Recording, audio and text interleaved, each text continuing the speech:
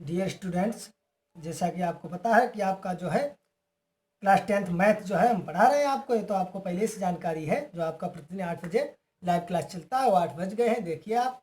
और जो है आप सभी लोग पेन कापी लेकर जो है हमारे साथ जुड़ जाएं। और पेन कापी आप अवश्य लेकर बैठेंगे। जो भी हम बताते जाएं वो आप नोट करते जाएं रफ कापी पर। और फिर बाद में जो है आप इसकी एक फेयर भी बना लें। जब आप रफ से जो है रफ पर समझें, हम यहाँ समझा रहे हैं यहाँ समझें, फिर अपनी रफ पर समझें।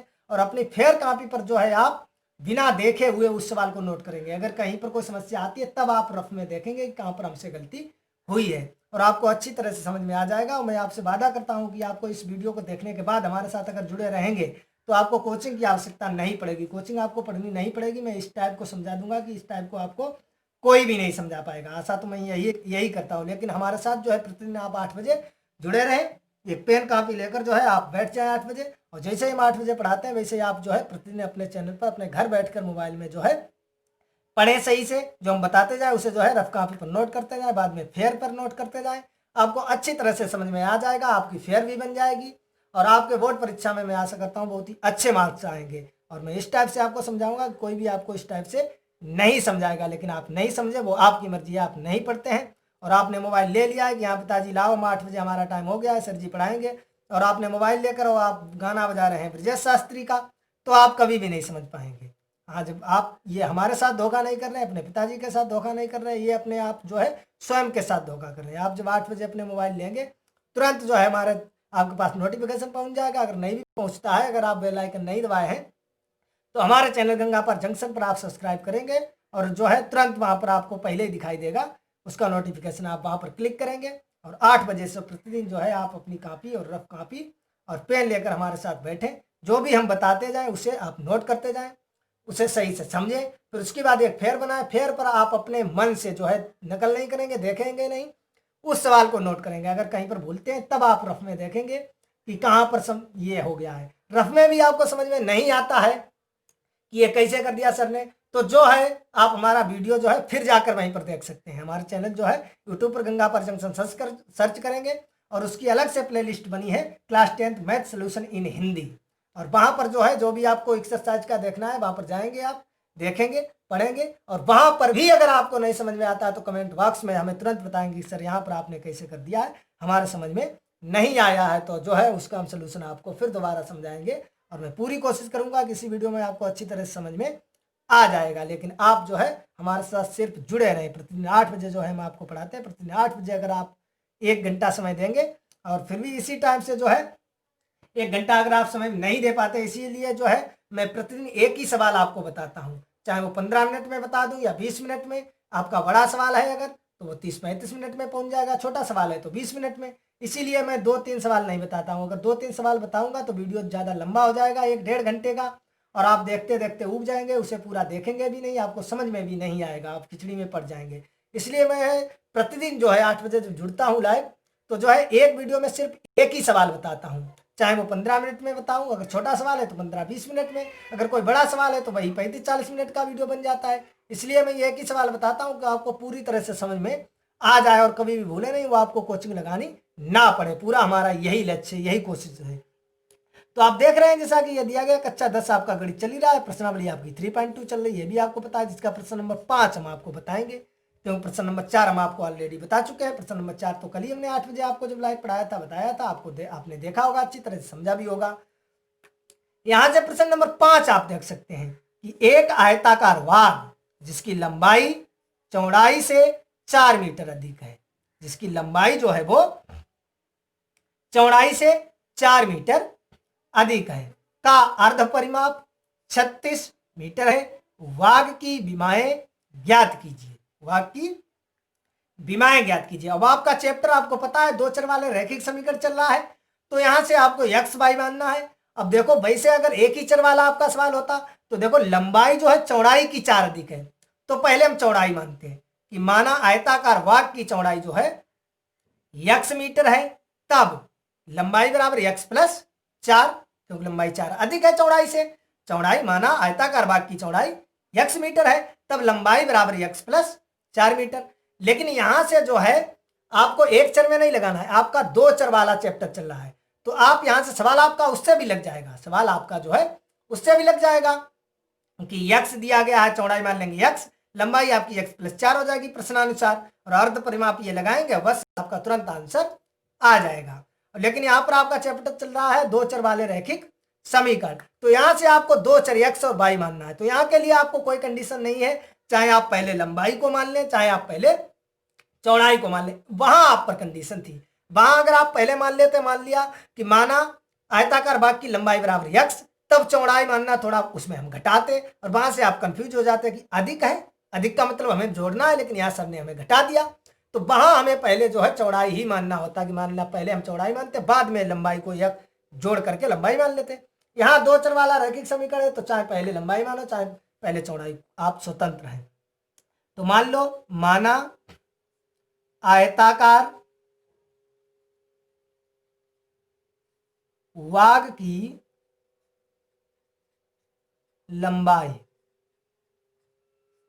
बराबर x मीटर तथा आयताकार, यही लिखेंगे आप, वाग की चौड़ाई बराबर y मीटर। अब यहां पर आप ध्यान देंगे, ये नहीं जैसे हमने ये कर दिया लकीरें यही आपको करनी है। आप ना तो यहां करेंगे अपने घर पर रफ कॉपी पर, ना फिर कॉपी पर, और ना आप बोर्ड परीक्षा में तो आप हरगिज भी नहीं करेंगे। रफ कॉपी पर आप कर सकते हैं, लेकिन अगर आप रफ कॉपी पर करेंगे तब आपकी आदत पड़ जाएगी, चलो फेयर कॉपी पर भी करते हैं, बोर्ड परीक्षा में नहीं करेंगे, आप फेयर कॉपी पर भी कर देंगे, अगर फेयर कॉपी पर कर देंगे तो आप जो है वहां भूल जाएंगे, आप बोर्ड परीक्षा में भी ऐसे ही करके आएंगे और आपके नंबर कट कर दिए जाएंगे। तो माना आयताकार भाग की लंबाई x मीटर तथा यही लिखना है आयताकार भाग की चौड़ाई बराबर y मीटर। तब आपके सवाल में दिया गया है अर्ध परिमाप,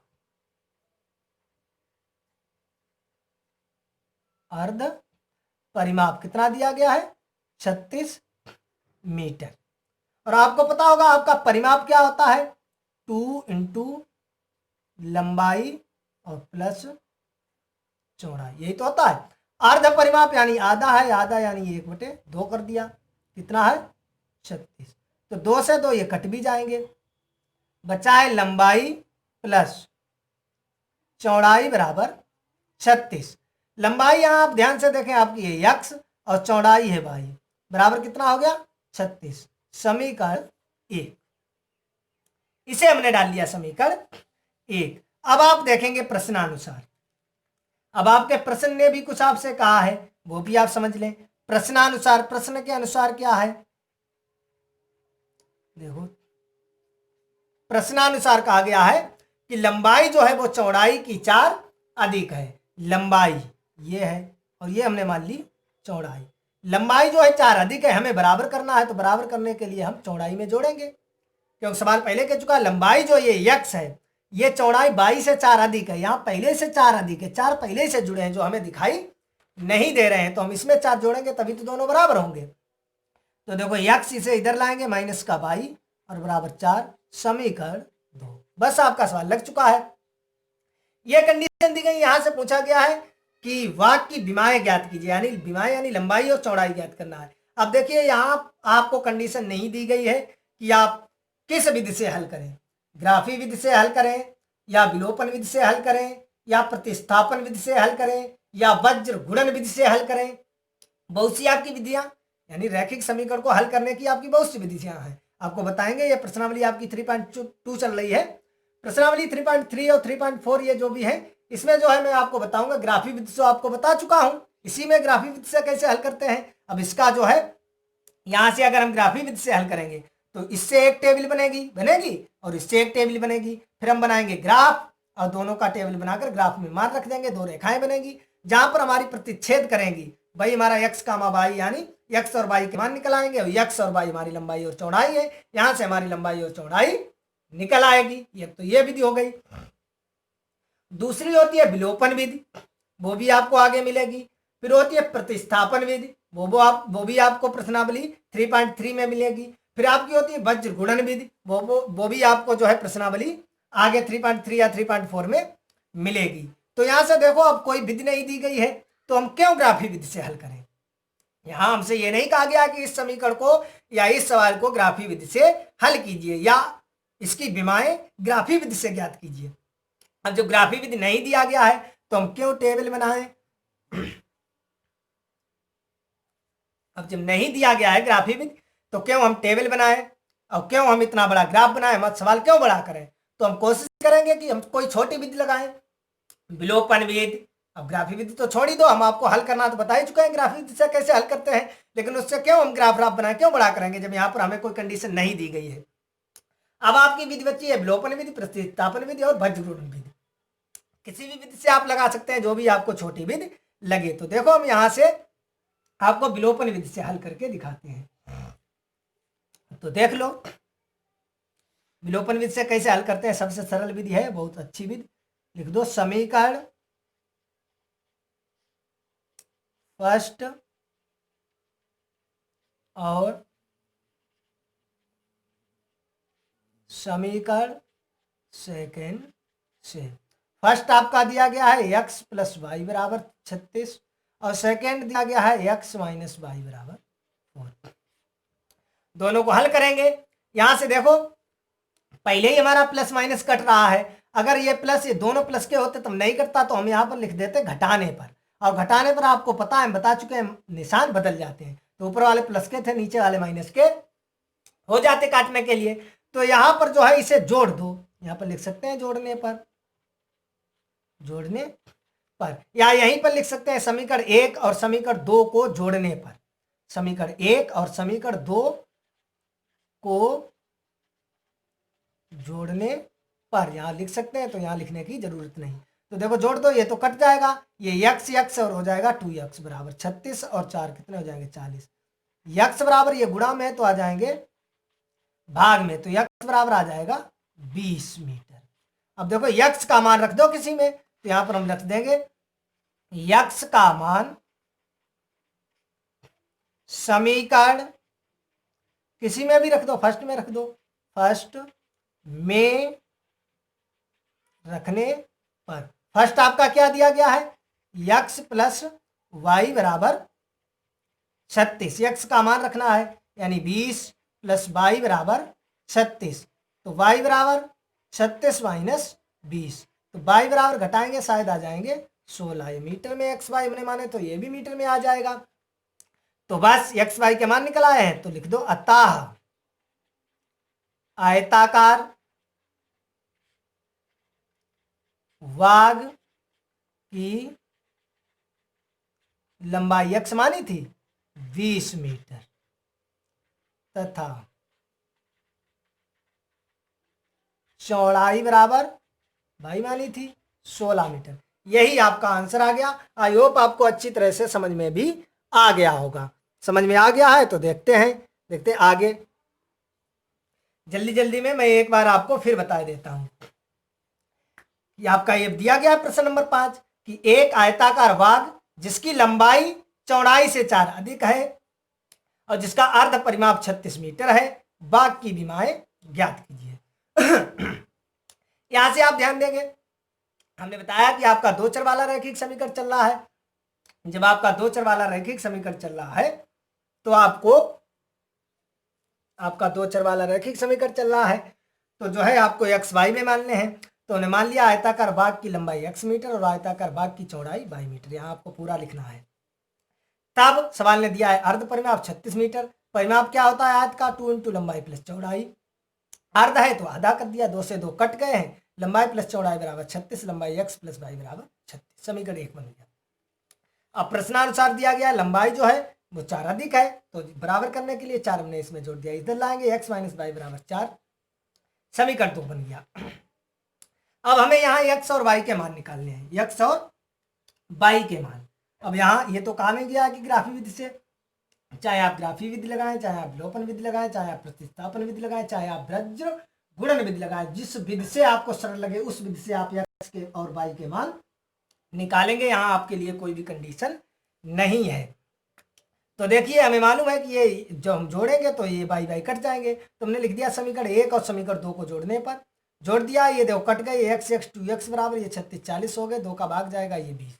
x का मान हमने समीकरण 1 में रख दिया है, यहाँ से y का मान आ गया है 16। तो x हमने क्या माना था बाकी लंबाई, और y को हमने क्या माना था बाकी चौड़ाई। तो यहाँ से अतः आयताकार भाग की लंबाई जो है 20 मीटर और चौड़ाई 16 मीटर। आई होप आपको अच्छी तरह से समझ में आ गया होगा। ये प्रश्न जो है आप कभी भी नहीं भूलेंगे, अपने जीवन में नहीं भूलेंगे। बोर्ड परीक्षा की तो बात छोड़ दो, बोर्ड परीक्षा में कभी नहीं, कभी भी आप नहीं भूल सकते हैं इस प्रश्न को। और अगर आपको समझ में नहीं आया है, कहीं पर कोई प्रॉब्लम है, तो आप कमेंट बॉक्स में अवश्य हमें बताएं कि सर यहाँ पर समझ में नहीं आया। हम कोशिश करेंगे आपको फिर समझाने की। वैसे मैंने पूरी कोशिश की है कि आपको समझ में आ जाएगा। और मैं आपको पहले ही बता चुका हूँ, हमारे चैनल गंगा पर जंक्शन को आप सब्सक्राइब करें, जिससे हम प्रतिदिन 8 बजे लाइव जुड़ते हैं या कभी भी कोई वीडियो अपलोड करेंगे आपके पास तुरंत नोटिफिकेशन पहुंचेगा। आप प्रतिदिन जो है हमारे साथ 8 बजे पढ़ते रहें, पेन कापी लेकर बैठे, जो भी हम बताएं आप नोट करते रहें, उसे समझते रहें। आपको कोचिंग की आवश्यकता नहीं होगी और आपके बेस्ट नंबर आएंगे। आपको इस तरीके से कोई भी नहीं समझा सकता। तो इस वीडियो में इतना ही, मिलेंगे नेक्स्ट वीडियो में प्रश्नावली 3.2 और प्रश्न 6 के साथ।